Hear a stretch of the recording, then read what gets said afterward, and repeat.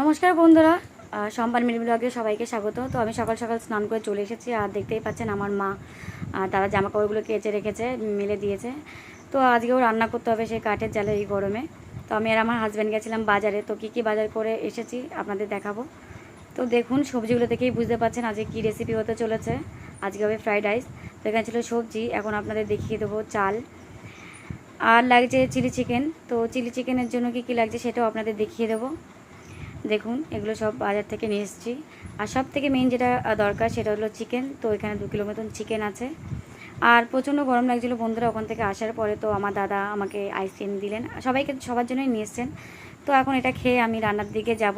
তো ততক্ষণ আপনারা সাথে থাকুন, আপনাদের সঙ্গে পরে দেখা হচ্ছে।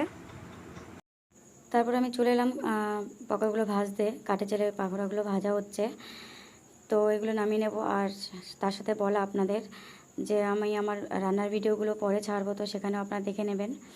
চিলি চিকেনের রেসিপি ভাজা হয়ে গেছে বন্ধুরা। এবার দেখুন চিলি চিকেনের আসল কি লুকটা। এরপর আমি সবজিগুলো ভেজে নিচ্ছি, আর ভেজে নেওয়ার উপর আমি দিলাম কালো গোলমরিচের গুঁড়ো। তারপর আমি এটাকে আর কি ভাত আগে থেকে করে রাখা আছে সেটার সাথে মিশিয়ে নেব। এটারও ভিডিও আপনারা পেয়ে যাবেন, ফ্রাইড রাইসের ভিডিও।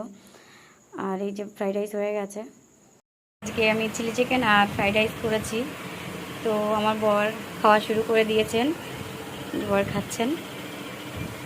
আজকে ওনার তরফ থেকে খাওয়ানোর আর কি, এটা যেটা আমরা করে আসছি প্রত্যেক বছর নিয়মটা, সেটা ছিল আর কি। সেই জন্য উনি করেছেন ওনার সাধ্য মতন শাশুড়ি মাকে খাওয়াবে বলে।